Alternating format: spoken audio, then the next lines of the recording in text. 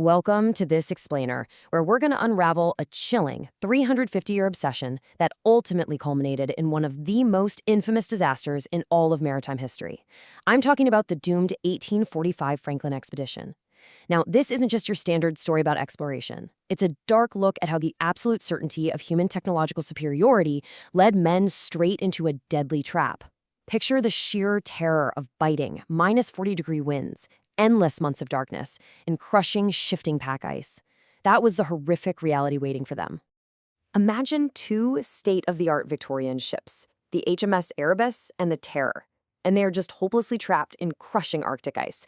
Back in 1845, these vessels were considered the absolute pinnacle of human engineering, yet they ended up totally frozen and isolated at the very ends of the Earth.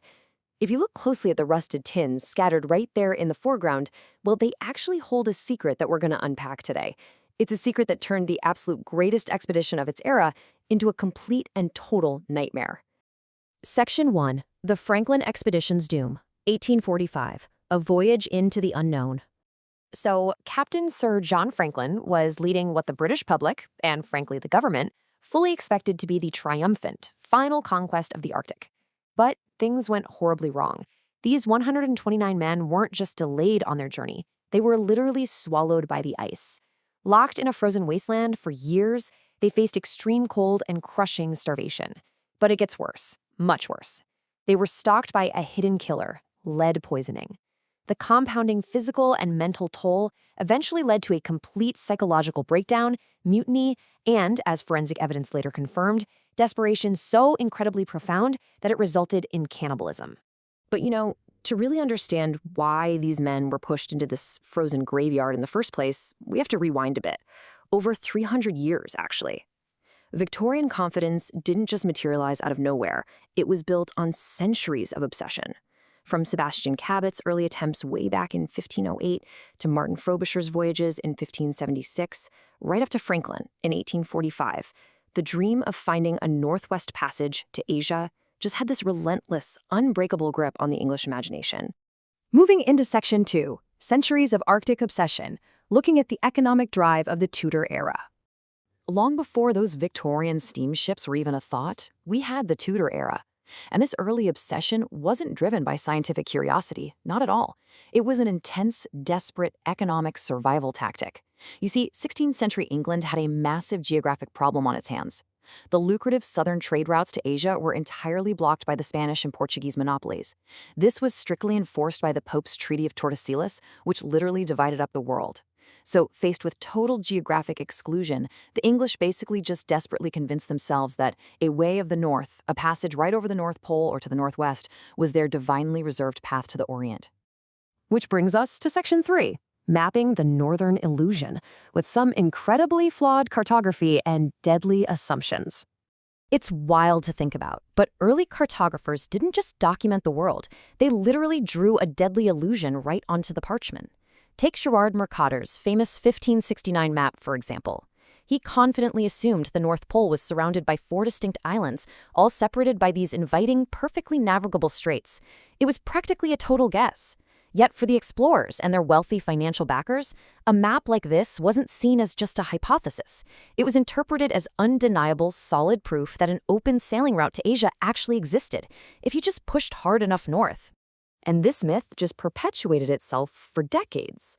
Look at the wide-open passages depicted on Mercator's revised map on the left side there, or Sir Humphrey Gilbert's map on the right. These were highly respected documents at the time, and they deeply reinforced a fatal geographic misunderstanding. Let's be real, they were actively selling a dream of an open, ice-free passage to Cathay that absolutely simply did not exist. These explorers were being lured in by mythical lands with names like Meta Incognita, literally the unknown limit. And the ultimate tragedy of this whole era? These places were mapped so poorly and copied with so many errors over the decades that the true location of Meta Incognita was actually lost to Europeans for nearly 300 years. Think about that. They were literally flying blind into the ice, chasing literal ghosts drawn by men who had likely never even seen snow in their lives. So if we look at the motivations here, they shifted drastically over the centuries. That Tudor desperation we talked about was purely an economic survival tactic. But flash forward to 1845, and the Victorian drive was entirely different. It was fueled by technological optimism, imperial dominance, and a supreme, honestly almost arrogant belief in humanity's mastery over nature. It wasn't about just surviving anymore. It was entirely about conquering. Section 4. Victorian technological hubris and the illusion of invincibility. The Victorians truly, genuinely believed that their industrial progress could subjugate the natural world. And we see this hubris directly in the HMS Erebus and the Terror. These ships were absolute marvels of naval engineering for the time. They were retrofitted with massively reinforced ice-breaking bows, revolutionary steam engines that actually allowed them to maneuver without any wind, and this complex internal stovepipe heating system. This cutting-edge technology made them feel totally invincible, completely masking the brutal, deadly reality of the Arctic environment they were about to sail straight into. And then, of course, there was the food. We're talking 8,000 tins of preserved meat. At the time, this was a massive, revolutionary leap in food technology. It was effectively viewed as a way of conquering time and decay, and it was meant to completely guarantee the crew's survival over a multi-year voyage. It was supposed to definitively prove that British science could outlast even the harshest winters on planet Earth. But that brings us to Section 5, the price of ambition. This is when technology becomes the enemy. Here is the truly devastating twist in the story. To produce those 8,000 tins as rapidly as possible, the manufacturer relied on lead soldering to seal them. It was an unbelievable, fatal oversight. The lead used to seal the edges of the tins slowly and entirely invisibly leached directly into the meat inside. The Victorians' massive high-tech food supply, the very thing that was meant to be their absolute salvation, slowly became their executioner. Because lead poisoning is just this incredibly insidious, invisible attacker. It didn't just cause terrible physical agony. It viciously attacked the men's nervous systems and their mental faculties. It bred intense paranoia, extreme confusion, and eventual madness. It entirely unraveled their discipline and their teamwork at the exact moment when the unforgiving Arctic demanded perfect cooperation if they were going to have even a tiny hope of survival. So the tragedy really comes full circle when you look amidst this frozen wreckage. The Victorian over-reliance on rapid industrial innovation bred a deeply deadly complacency. They firmly, stubbornly believed they had completely outsmarted nature with their fancy new steam engines and modern canned food. But that arrogance left them utterly blind and horribly vulnerable to the unpredictable, crushing forces of the ice. The very tools of their mastery literally became the instruments of their demise. Ultimately, the expedition didn't fail for just one single reason. It was a tragic, perfect storm. Unyielding technological hubris met poisoned supplies.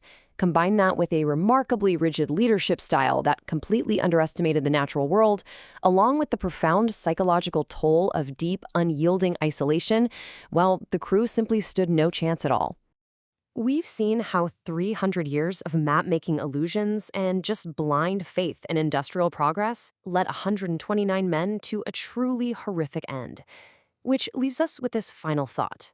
In our relentless rush to conquer today's new frontiers, whether we're talking about deep space exploration, artificial intelligence, or bioengineering, when does our own reliance on innovation cross the line into deadly hubris? Think about that for a bit. I really hope this explainer has given you a powerful new perspective on the true cost of unchecked ambition.